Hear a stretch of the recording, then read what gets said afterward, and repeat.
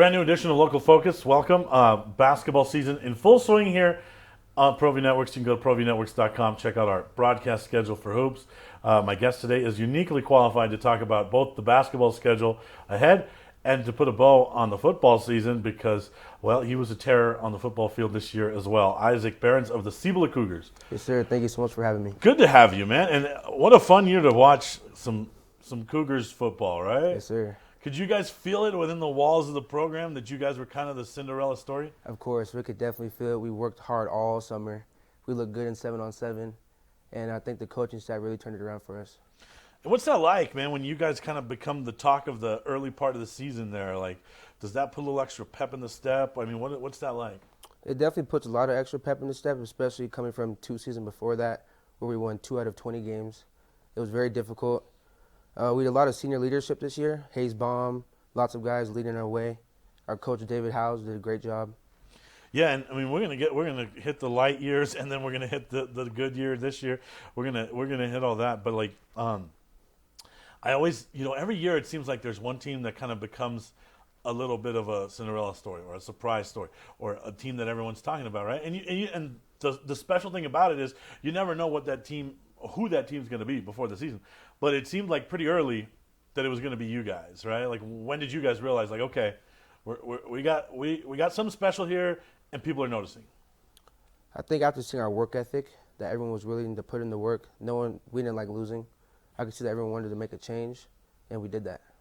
And then, I mean, you talked a little bit about, the previous couple of years, but like, how rewarding is it to see, because people don't want to talk about the work those last couple of years when you guys are just getting beat, right? They always want the happy ending of the movie, right? That's what everyone wants to focus on. Yeah. But as a player, how nice is it to see the fruits of your labor this year? Like, the work you've been putting in, but to see it translate into W's, talk about that. It's really nice, especially for all the seniors, all my friends. I've seen them like losing all the past few years, and like getting to see them win on their senior year. It's really exciting for me. I've always had this theory, and I'm going to run it by you as a student athlete, okay? Mm-hmm. I've always had this theory that it might be easier to be a student athlete on a really good football team or basketball team or whatever. You go to school every day, everyone's, oh, you're the winners, you guys are winning all these games. And, versus some of those lean years, like I can only, and I don't want to sound disrespectful in any way, but I can only imagine how tough it is to walk the halls at, let's say, a Rio Grande, knowing that you're putting in that kind of work, you're putting in effort, would it be easy to quit when you get your ass kicked every week, but you're back there every week? I always think it's more challenging at a place like that, and that's why when the rewards come and the wins start coming, it's got to feel so good. What is your thoughts on that theory? I think it's very true. Walking the halls, lots of people don't talk very good about it. The teachers are very supportive. They keep saying, go get them this year. Right. You got this, like especially this last year. Teachers are very supportive. They're at every game. And now that we walk the halls and we get congratulated now, it's very nice. But people don't realize the other side of that too. Like when you're in the midst of a one or no win season, right? Mm-hmm. Like you got friends or so-called friends going up to you talking about you're going to get beat down on Friday, right? Talk about that.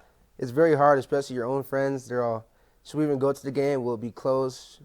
If we get there after halftime, will it still be going? Do you ever just want to pop a friend when they say that? Like, bro, what's wrong with you? All the time. Especially now, I can talk back now. Yeah. But I think that's the side of things people don't see, right? Like like when you're having that tough season, man, like you get it from all angles. Yeah. All right, so let's talk a little bit more about this year, man. Opening week, take us through that. Football? Yeah, football. Sorry, yeah. So we'll get to basketball, but football this week. I mean, opening week, you're finally ready to get out there week one. Take us through week one a little bit. Week one of football, we were training all off season. We had a game plan pretty ready. I think we all knew that we were going to be something special this year. Right. We wanted to go show it. And we had a pretty good game against Albuquerque High our first game. We came up short, but it was a great game. We knew that we had it in the tank with us. Right. Now, but that could have really set you guys back. Like, let's talk about that, right? Like, it could have been very easy. And I'm curious. You take me in the locker room. You take me into that team. It could have been it could have been easy to be like, oh, here we go again, right? Yes. Like we Lots, thought we were yes. something this year, and then Yes. this happened. So take me in the locker room after that. Locker room, we were very confident, and after the game when we lost, I saw like lots of crying, like same stuff the previous years that happened, and I saw a lot of like loss in, like no one was believing anymore. Right. So that could have went either way after week 1, right? Like, and so who did the rallying there? Was that a Coach House thing? Was it a team leadership thing? Guys just saying, no, it's all right. This is one setback. It's going to be different. Who kind of took the reins there? The seniors. Okay. The seniors So came tell me up. about that. The seniors came up. They told them to put their heads up. They didn't want to go through the same year they had been going through. So the next day at practice, we got right back to it. Coach House did a great job, got us back up on our feet, and we came back out the next week ready to go. And you guys are ready. I mean, after that setback, now you guys start checking off some boxes and some W's, right? Yes, sir. So talk about that. We had Carlsbad next. I don't think I know. Yeah. But yeah, we just had really good practice. Coach House got us ready. He said, if you guys want to have the same season, keep your heads down. So he taught us to keep our heads up. We came out, won the next few games, and then our confidence really came in. Right. Carlsbad's a good team. I Yes. mean, that's I was surprised when I saw them live. Surprised that surprised at the losses for one, but then you look, well, they lost to the top teams, right? Mm-hmm. So, and you guys are in that list. That's a good football team. Obviously, you knew what you guys were going to be in for in district, right? So it was very important to stack wins early. Talk about Yes. that a little bit. We actually talked about it a lot, how the early games were most important for us, because once we got into the Rio Ranchos, the Clevelands, the Volcanoes, it would definitely be more difficult. It was possible to win, but we also wanted to stack the wins early to make Right. sure we had that spot. And I think you guys defensively. Let's talk a little bit about the defense, man. Like you guys, it was a different brand of Cibolo football this year, right? Mm-hmm. I mean, talk about that. It seemed like you guys were more physical than before, and just take us everything into that. I think our whole defense was very physical. It was a big senior group. They've been starting the past few years, actually. They've had reps in the past few years. They knew what they were doing. And we had our middle linebacker / Cougar, Hayes Baum. He led it really well, and he just got us going. But you have Hayes, but defense is a team thing, and Yeah. it seemed like he infused the confidence in the rest of you guys. Yeah. And as a defensive unit, you guys just looked solid. Yes, sir. And that's when I just that's what we're doing a game of the week. I'm like, who's this? Oh, that's the basketball kid too. He plays hoops, all right? Yes, And sir. that's when so talk about you as a player playing alongside a Division I commit like Hayes, and we saw this at La Cueva with Mason Posa as well, right? Mm-hmm. Like that's a good opportunity for someone else on the team to also get noticed because Yes, he's sir. going to draw a lot of attention, not only from scouts and media, but then also the opponent's game plan, right? Yes, sir. So that gives someone else, usually on the same side of the ball, an opportunity to have an excellent season. And we saw it, with some kids at La Cueva when Mason was there. And I think we saw it with you. Like, okay, we know who Hayes is, but here's this other guy out here just wrecking dudes. Yes, sir. So talk about that from your perspective. I think it was a very good opportunity for me to see the speed that he plays with, that I can speed up. They're all looking for Hayes, but I can come out the back end and get him too. They're not expecting anyone else. They're usually Hayes this, number 6. And how does a guy like that drive you to be better? His work ethic. I get to see how he works, what it's like to be a Division I commit, and it helped me a lot. What do you think has changed? I mean, what has changed in your game, and what would you how do you attribute some of his leadership to that? I think the effort standpoint, I learned how to finish plays more, always run to the ball, all the little things that coaches are looking for. And then it always seems like there's just a speed and when Hayes hits guys, when you hit guys, there's just certain dudes, when they hit dudes, it sounds different, it looks different. Like the way you're wrecking dudes out there, it looked different this year. Was that just something that I saw that maybe I'm over dramatizing, or was there a difference this year? There was a big difference. We worked on our tackling a lot, laying the boom, finishing tackles, not letting anyone get out. Right. Yeah. There was I always say the best linebackers have a meanness to them, right? It looked like you guys were mean this year. Yes, sir. Did you feel that on the field? Do you think opponents knew it? They were in for a rough one? We definitely had a spark in our defense. It was a big part of our team. we all wanted to hit somebody. We wanted to keep them out of the end zone no matter what. All right. Yes, sir. All right, we'll take our first break. We'll come right back with Isaac after this. We would like to thank the following sponsors for making this broadcast possible. Don't sacrifice quality and flavor when you're in a hurry. Golden Pride offers ribs, fried chicken, red and green chili breakfast burritos, and Frontier sweet rolls. 4 great locations, or visit us online at goldenprideabq.com.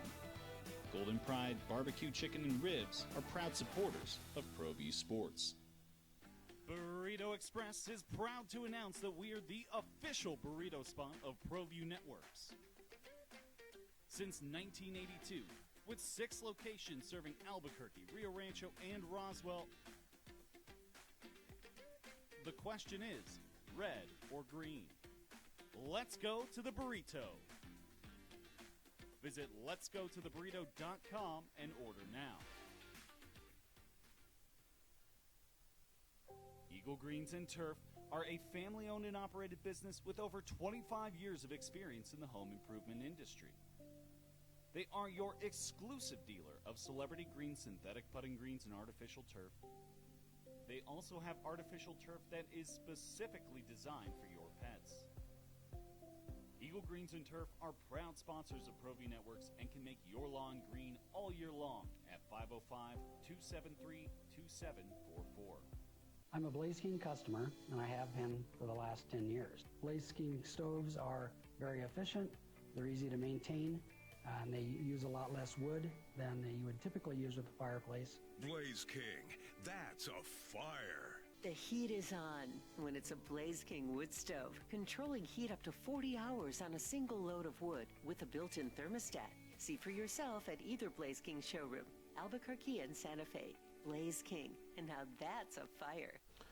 Back with Cibola's Isaac Behrens. We're talking a little bit about this year, learning a little bit more about Isaac, figuring out he's not as mean as he looks on the field on TV, right? Because you look mean this year, man. Like, last thing on that, it's got to feel good too. Like, you guys are on the Game of the Week a couple of times. You're playing with the D1 talent on your team, right? But we as the media and opponents, we're talking about you because you're wrecking up some guys and you're having a primetime performance on a statewide Game of the Week. That's got to feel good as an individual, right? Yes, sir. Felt amazing. All right, we want to know more about the man behind the hard-hitting action up the middle. So, top 5 things we don't know about you. Number 5. I've been playing piano for 10 years. That is pretty unique. Like, how does one get into the piano? When I was young, I loved the piano. I loved Beethoven. Okay. So I picked it up. I got a really good teacher, and I've been learning his songs throughout the years. I know many. So that, so do you have a piano at the house? Yes, sir. Okay. That's got to be a very unique talent. Like, have you run across anyone else in your football life or sports career that plays the piano? I have one kid on my football team, Danny Triplett. He was in the piano class with me. Okay, all right. Yes, sir. So, like, when are you, let's say during the season, when are you drawn to the piano? Like, how much time do you spend there?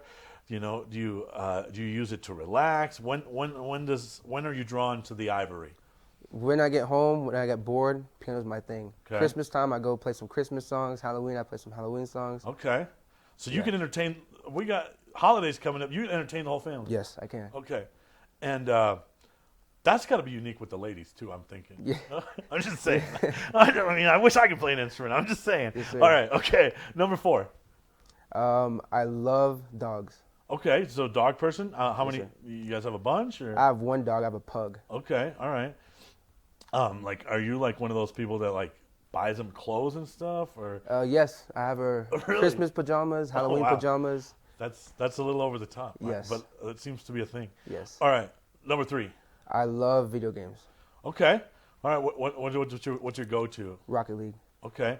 Who else is good on the team? A lot of kids on the team, they stick with like 2K and Okay. Call of Duty. They don't really play Rocket League. Okay. So you're kind of in your own lane there. Yes. All right. Now, is there an esports thing at Cibola? Is that a thing? Yes, there's an esports team. Okay. All right. And Rocket League's one of the things, isn't it? I'm pretty sure, yes. Yeah, okay. All right. So there's like that could be a thing, right? Yeah. All right. Okay. If I had time, I definitely would do Okay. What else? What are we up to? 2? Number 2. it. My virtual reality headset. Okay. Tell us about that. It's called the Oculus Quest 3. There's a lot of fun games. There's boxing games. You can get conditioned. I like to sit on that a lot of the time. Okay. Have you ever watched a basketball game on that? No. So I had Buddy has the Oculus, right? So it's pretty cool. About once a week, there's an NBA game that is on VR, available on VR, or it was when I first saw it. And so you pick which seats you want. So you're watching the game either. So we're watching a Laker game. I'm a Lakers guy. And so we're sitting courtside. And it's cool because, like, it's halftime. Boom, Laker girls arrive. Or you turn your head and you're looking at the scoreboard. So, like, it was a different way to experience an NBA game. The weird thing is, like, there's 3 people sitting in a room with these goggles on, right? So that part's weird. Yeah. But it's a vibe. It's an experience, man. So you just use it for gaming mostly, or do you use it for watch? I heard it's pretty cool for concerts too. Have you ever done that? No. I have Netflix on it. I watch some movies. Okay. All right. Number one thing we don't know about you. I love food. Okay. All right. Like, what are we talking here? My go-to food, definitely Outback Steakhouse. Okay. All right. Free advertisement for Outback Steakhouse. Okay. Now, are you just a food like connoisseur, or you cook too? Just food. I don't cook. You just love. All right. Yes. Okay. All right.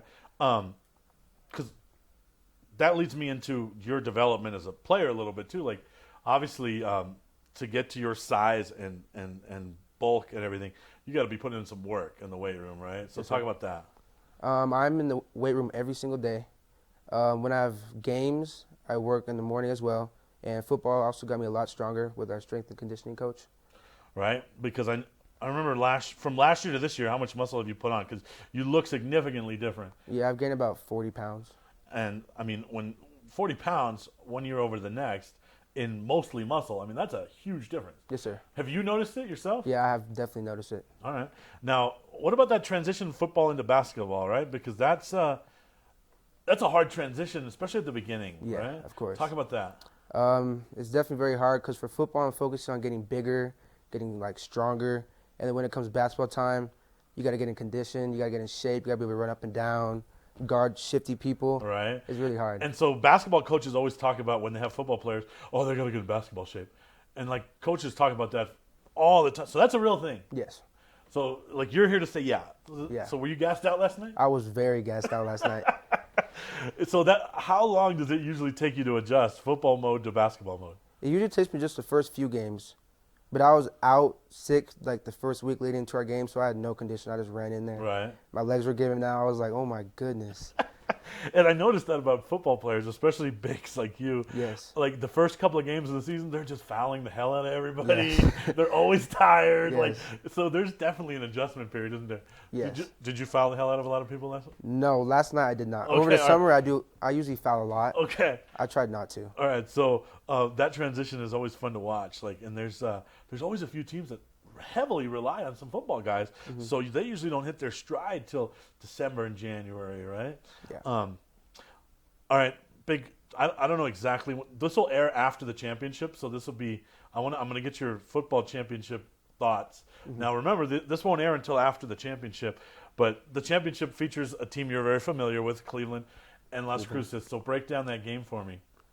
I definitely think Cleveland has all the attributes. They have all the positions in need. They have a very good quarterback and very good running back. But I think Las Cruces has it too, and they have the advantage. And is it because of the big three, right? The quarterback plus the receiver Winnikoff plus running back Amaro? That seems to be why most teams would lean, or that's why people that are leaning towards Las Cruces lean towards them. They're just so overwhelmed by that big three. Is that what kind of where you're saying? Yeah, exactly. I don't know, man. That Cleveland football team is different in the playoffs, right? Like, so I haven't really. I got to make my pick this afternoon. By the way, I got to send it into the Albuquerque Journal. I know which way I'm leaning.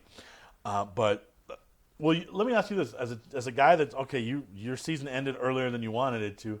Are you one of those guys that will either go to the championship with friends or watch it, or are you like, nah, I'm done with that? I'll definitely go. Okay, all right. You're expecting a good crowd, good game, all that. Yeah. All right, cool. One thing we did not talk about is you were telling me you have traveled a lot. Yes, sir. In your young life. So tell me about that, because that can be tough, right? Yeah, so I was originally born in Texas. Okay. And then we moved to Colorado where my dad worked at a college. Okay. And then he got another opportunity, so we moved to Arizona. And then he got another opportunity, so we moved to Wisconsin. And we stayed there for about a few years. And then he got another opportunity here, so we moved here. Did you have a favorite in that list? Texas, Colorado, Arizona, Wisconsin is the standout, and then back to the Southwest to New Mexico. Sports-wise, definitely here. Okay. Weather and everything, Arizona, Flagstaff. Okay. It's nice snow in the winter and everything. Yeah, Flagstaff's a pretty nice place. Yes. What about, you talked about your love of food earlier, so, there's some spots there, Texas, Wisconsin, Southwest. What's the best food? Is it Texas? Is it Wisconsin? Wisconsin. Or is it the South? All right. So what do you like? Curds. Cheese curds, right? Cheese curds. Amazing. Okay. All right. I'll tell you some stories after we're done about some cheese curd experience I had while I was tailgating for some sporting events. But to get serious for a moment, like that moving can be tough. Yeah. I did that when I was a kid because my dad worked for the government, so we had to move a lot, and that can be draining on a young man because new school, new classes, new friends, starting over every time. Talk about that, and if you open up and be honest about that, that's tough. Yeah, it was definitely very hard, especially when I was young. I thought it was just torture. Like, I would have to meet new people. I get very sad. I miss my friends. I was too young like to contact them and have a phone and everything, so I thought I'd just never see them again. But now I know it was worth it all in the end. Right. I still can contact them. I still know who they are. I know where they live and everything. And which one of those spots were you at the longest? So how long were each of those kind of stops? Colorado was about 4 years. Arizona was about, I'm not sure. I think here has been the longest. Okay. Definitely. And the other part that's tough to adjust to is, school's different everywhere. I can remember when I left California for New Mexico, like the school's system and the education part of it was drastically different. The cultural makeup of a school is always drastically different. I can imagine the transition from Arizona to Wisconsin must have been tough because to go from one part of the United States all the way to another. Talk about that a little bit. Just the education piece and the cultural just differences in different parts of the country. It was a lot different. The schoolwork's a lot different. The kids are a lot different. The schools are just built a lot different, and like the bell schedules are different. Lunches at different times. Right. Some schools have recess, some don't. So it was just very weird. Are you a green chili person? No. So you're cheese curds all the way? Yeah. Now at the fair, they have green chili cheese curds. They kind of mix New Mexico with Wisconsin culture. No, you're not about that. Okay, all right. I'm just checking in. And which one of those places did you start playing the piano? I started playing the piano in Arizona, Flagstaff. Okay, all right, okay. Very cool. That's a lot of moving. Are you happy to be here and settled? And because I remember when I went through that with my family, my dad kind of promised me when I was young, like, hey, I know this is rough. I know you're doing a lot of moving. We promise when you get to high school, you'll be in one spot for 4 years. Go Knights. And so that's kind of when I settled, right? It was here in New Mexico. Are you happy to be settled and, you're a Cibola guy, you're in one place, you're building relationships, you're building a status as a student athlete. How happy are you to be settled in? I'm very happy to be settled in. I have great friends, great coaches. I love the school. I love the food here. I love everything. What's next? Yeah, you're trying to get recruited, right? Yes, sir. So let's talk about that, man. Like, you start looking like you do on the field, people are going to be calling. Yes, sir. So what's next? What do you have to continue to develop in your game to get to where you want to be? I'm going to continue to gain size, get stronger. I'm definitely going to be working out a lot. I need to gain a lot of speed. And I'm going to be going to camps all summer, trying to get looked at. And, yeah. What's the dream football scenario for you? Get a full ride scholarship to a D1 school, any school. And what's the D1 school you're? Everyone has a dream school. Yeah. Right? So what's that school that you're repping? That that you got the gear maybe, or that you're watching on Saturdays? Oklahoma. Okay, so Sooner. Yes. Right. So what do you have to do to be a Sooner? Definitely get a lot stronger. Right. They have right now the best defensive line, so I need to get a lot bigger, a lot faster, stronger, and I got to stand out for them. And, you know, I had a friend that coached an indoor football team here in town, and he used to be real big on, like, hey, if you don't believe it, it ain't going to happen. So, like, he was just a big motivational guy, like, yeah, you got to have those goals, and you got to have that school, you got to have, and he had a son that played football, so he was a big believer in all that, right? So, is that what motivates you now? Like, because obviously you got to be putting in ridiculous gym sessions to gain 40 pounds, right? So when you just want to go hang out with your friends and do dumb crap, what keeps you motivated to keep putting in the work? I just think about the end goal. Like, it's fun right now to sit with your friends, play video games all day, but in the end, there's going to be nothing. All right. You got to think about the future. There is I think we have a little bit of time left, so we'll talk about hoops a little bit at the end. I know football is the primary sport, right? But there are some expectations this year, right? The vibe is good at Cibola this year ahead of your basketball season, so talk about that a little bit. I think we're looking very good. We have a very good, talented roster, a very deep roster of 14 people. Our first game was a upset, but I think we still got it. We're going to come back.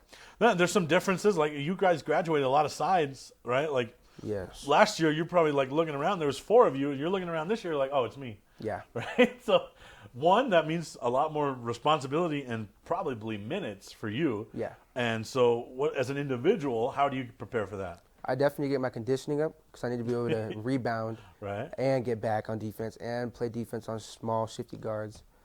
Yeah. It's funny, you know, very similar to the football team. There was some lean years on the basketball side. So the last 2 years have kind of been like, okay, fun and games, reestablishing the program. We have these young players that are special. And then now I think it would be fair to say there's some reasonable expectations this year, right? Yes. Very similar to football. Yeah. So you can bring a unique experience into that locker room and say, hey, guys, I went through this for football. Like, we need to get our stuff right because this is a year that matters. Like, talk about that a little bit. As you go into the season, how are you guys handling the expectations? We definitely know what it looks like to lose, and we know what it looks like to win. So we're trying to practice every day as hard as we can, get that winning mentality, and just go out as hard as we can. And, you know, are you going to be, like, do you have a leadership voice on that team, especially with what you've gone through now with football? Like, you know, when it comes time to put someone in check, are you comfortable doing that now, knowing, like, hey, we turned this around on the football field, you know, we got to do the same thing here? Yes, I definitely try to be a loud leader on the team. I'm usually the one screaming at practice and everything. All right. Yeah, and I would be intimidated by you. If I was one of those little guards and you told me to give you the ball, I would say, yes, sir. Right? So, all right, well, good luck on the basketball court, and then good luck in the football future. I know that that is going to be the ticket, man, because you are really fun to watch on the football field. I'm a big fan. Thank you for coming in. Thank you so much. We appreciate it. Thank you for having me. And thank you for watching, and good night.